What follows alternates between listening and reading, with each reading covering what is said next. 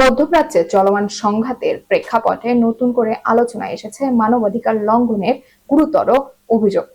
Israel এর কারাগারে গাজা থেকে আটক ফিলিস্তিনি বন্দীদের ওপর যৌন নির্যাতন ও নিপীড়নকে সুসংগঠিত নীতি হিসেবে চালানোর অভিযোগ উঠেছে। Euro Mediterranean human rights monitor এর সংগৃহীত সাক্ষ্য ও তথ্যের ভিত্তিতে মিডল ইস্ট আই এই প্রতিবেদন প্রকাশ করেছে। বিস্তারিত থাকছে ডেস্ক রিপোর্টে। ইসরায়েলের কারাগারে গাজা থেকে আটক করা ফিলিস্তিনি বন্দীদের ওপর যৌন নির্যাতন ও নিপীড়ন চালানো একটি সুসংগঠিত রাষ্ট্রীয় নীতি হিসেবে পরিচিত হচ্ছে বলে এক লোমহর্ষক প্রতিবেদনে দাবি করা হয়েছে। অধিকার রক্ষা সংস্থা ইউরো মেডিটেরিয়ান হিউম্যান রাইটস মনিটরের সংগৃহীত সাবেক বন্দীদের সাক্ষ্যের ভিত্তিতে মিডল ইস্ট আই এক বিশেষ প্রতিবেদনে এই তথ্য প্রকাশ করেছে। প্রতিবেদনে উল্লেখ করা হয়েছে, এই নিষ্ঠুর অপরাধের পেছনে ইসরায়েলের সর্বোচ্চ রাজনৈতিক, সামরিক, বিচার বিভাগীয় কর্তৃপক্ষের অনুমোদন ও সমর্থন রয়েছে। বন্দীদের উপর চালানো এসব নির্যাতনের মধ্যে প্রশিক্ষণপ্রাপ্ত সামরিক কুকুর এবং বিভিন্ন বস্তু ব্যবহারের মাধ্যমে ধর্ষণের মতো চরম জঘন্য কর্মকাণ্ড অন্তর্ভুক্ত রয়েছে।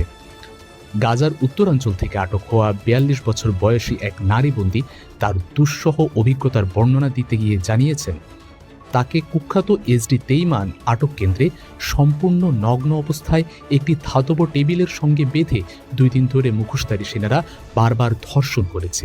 তিনি বলেন, আমি নিজের মৃত্যু কামনা করছিলাম এবং জেলখানার দেয়ালের আড়াল চলা এই বিভৎসতাকে তিনি আরেকটি গণহত্যা হিসেবে অভিহিত করেছেন। নির্যাতনের সময় সেনারা ভিডিও ধারণ করত এবং জিজ্ঞাসাবাদের সময় সেই ভিডিও দেখিয়ে তাকে ব্ল্যাকমেইল করার চেষ্টা চালাত। আমির নামের ৩৫ বছর বয়সী এক সাবেক বন্দী জানিয়েছেন, সেনাদের নির্দেশে প্রশিক্ষণপ্রাপ্ত কুকুর তাকে যৌন নির্যাতন ও মারাত্মক শারীরিক আঘাত করেছে, যা তার কাছে ছিল চরম অবমাননাকর। ইউরোমেডের মাঠ পর্যায়ের গবেষক খালেদ আহমেদ জানিয়েছেন, এসব অপরাধ কেবল বিচ্ছিন্ন কোনো ঘটনা নয়, বরং এটি পরিকল্পিত নিষ্ঠুরতার একটি সুনির্দিষ্ট ধরন, যা বন্দীদের মর্যাদা ও শারীরিক অখণ্ডতা ধ্বংস করার জন্য ডিজাইন করা হয়েছে। বন্দীদের কমিশনের আইনজীবী খালেদ মাহাজনা একটি ঘটনার বর্ণনা দিয়ে বলেন, এসডি তেইমান কারাগারে এক বন্দীর ওপর অগ্নি নির্বাপক যন্ত্রের নজল ব্যবহার করে নিষ্ঠুর নির্যাতন চালানো হয়েছে, যার ফলে তার শরীরের অভ্যন্তরে মারাত্মক ক্ষত তৈরি হয়।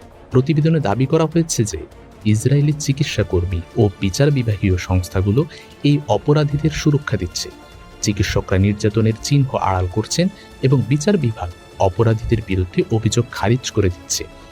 গত মার্চ মাসে এসডি তেইমান কারাগারে এক ফিলিস্তিনিকে গণধর্ষণের অভিযোগে অভিযুক্ত ৫ সেনার বিরুদ্ধে অভিযোগ তুলে নেয় ইসরায়েলি সামরিক বাহিনী। যদিও সিসিটিভি ফুটেজ নির্যাতনের প্রমাণ পাওয়া গিয়েছিল, ইউরোমেড মনিটর তাদের উপসংহারে জানিয়েছে, এসব কর্মকাণ্ড গাজা উপত্যকায় ফিলিস্তিনি জনগোষ্ঠীকে আংশিক বা সম্পূর্ণ ধ্বংস করা একটি বৃহত্তর লক্ষ্যের অংশ, যা আন্তর্জাতিক গণহত্যা বিরোধী সনদের লক্ষণ।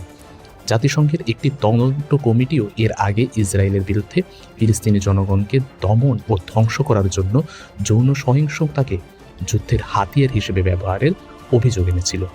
গবেষকদের মতে এই ট্রমা কেবল ভুক্তভোগীদের মধ্যে সীমাবদ্ধ থাকে না, বরং তাদের পরিবার এবং রক্ষণশীল ফিলিস্তিন সমাজের সামগ্রিক কাঠামোর উপর দীর্ঘমেয়াদী নেতিবাচক প্রভাব ফেলছে।